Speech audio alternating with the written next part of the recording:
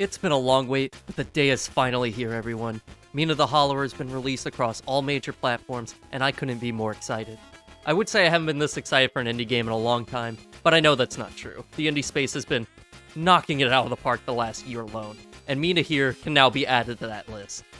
From the charming Game Boy Color aesthetic to the delightfully tight controls, this is a game I know from the outset I'm gonna have a blast getting the handle on things, because Mina does not hold your hand if you don't want it to, and I love it.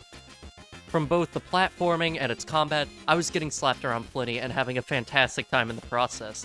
Just the starting enemies alone in confined spaces where nothing can go wrong with the environment was more than enough for me to realize this is a game that I'm not immediately going to be like, yes, I know exactly what I'm supposed to do. To start things out, you're given a tutorial on how to jump so you understand basic movement, and then you're given the choice, almost like starting Pokemon, on which of the 3 different weapons you want to begin the game with. You have twin swords that are more akin to a Zelda game, you got the ball and chain whip for your Castlevania enthusiasts, and then you have a hammer that you can charge up and gives you a little bit of a roll move in the process.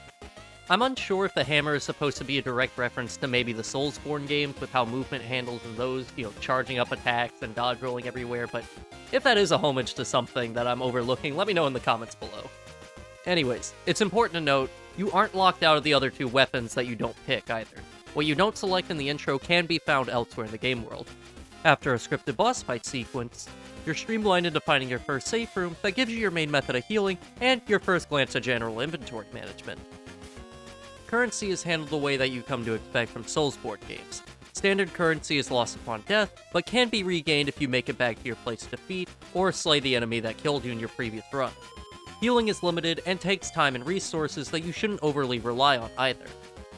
There's a bit more going on with the in-game currency, but I'll touch up on that a little bit later.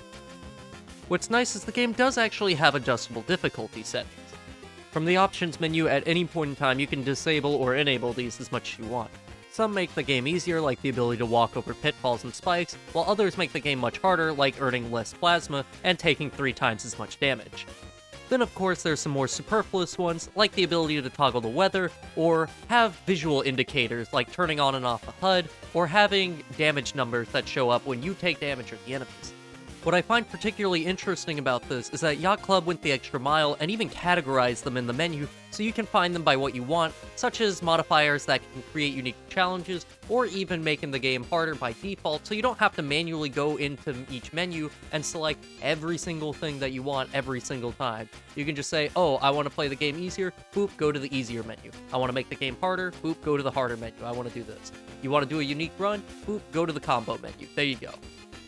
While I don't see myself using any of these anytime soon, the fact it's there in the first place is a nice touch, so I may dabble with them once or twice in the future after I finish my initial run of the game. The game itself is open world like the original Zelda. Even when the game gives you a story section that makes you walk from one area to another in a very specific way, it doesn't feel like the open world aspect is being taken away from you. Simply entering a new territory gives me a sense of scale, as each enemy feels like a genuine threat that I'm left ecstatic to hit a point where I know the layout better and can eventually breeze through things with ease. In a way, it kind of reminds me of the stuff that I was hoping for when the marketing campaign was going for Skyward Sword, where I remember seeing things that people describe like, massive open world where every enemy feels like a genuine fight and these insane labyrinths of dungeons, and I feel like Mina is the thing actually doing that. My tangent aside, from what I've played, there doesn't seem to be dungeons in the traditional sense like you'd expect from a Zelda game. Rather, the entire game world is one massive dungeon that gradually gives you easier paths to traverse as you go along. From a game of this scale, I was initially worried there would be an oversight on the devs' behalf, where you would get yourself stuck somewhere unintended using only your default tools if you knew how to work them well enough, and then create a situation for yourself where at best case you would have to reset your game and hopefully respawn somewhere else, or worst case scenario, have to nuke your entire save data because you're genuinely stuck. Fortunately, I can report that those fears were unfounded. I had traveled to a bayou area in my sessions before writing this review, and thought I had made this exact situation occur. I was surrounded by water with no obvious way to progress to the next screen, and what I came to realize was there was something in my default abilities I always had, but I just hadn't realized it yet. In this specific example, Mina can't swim in deep water. I thought I'd be able to burrow into the ground and jump out to get to the next platform, and while I had the right idea, I was using her burrow move in shallow water that I could already walk on, not considering that once I got into the deep end, my momentum would slow to a crawl and I wouldn't get enough distance in time. I eventually tried starting in the deep end where I thought I was in danger as a wild curiosity, and my curiosity paid off. I could always dig into the deep end and get enough distance to close the gap, as long as I made the most of my jump and dig time in the process. The versatility of your default movement is incredible. There are upgrades that you can get that make traversal a little less taxing on you that you'll uncover after exploring enough of an area. Though it comes at the cost of recognizing if you want to grab them, it's as an optional item that's expensive at a shop somewhere. To bring things back to the in-game currency bit that I mentioned earlier, the in-game money does multiple things. You can store it into shards so you don't need to worry about losing it upon death, you can hold on to it in bulk and use it as EXP to get better attack, defense, and ammo for your secondary item, and you can even do things like buy quality of life upgrades, weapon upgrades, health upgrades, the works. Don't stress out from losing it when you die, because the game constantly showers you in money. Enemies slain, platforming, and even simple treasure hunting will get back whatever you might be losing consistently. One last thing I'll point out for now, given the exploration, as there's plenty to uncover from treasure to side quests and secret bosses. Finding keys to open doors is one of your main methods to get around. There's a fixed number of them in the game world, some of which do need to be bought from the in-game shops, and I can happily say the devs thought about this too. There's an NPC in the main hub town of the game that when approached will let you know once there's less of them to find, to come back to him and he'll help you find what's left.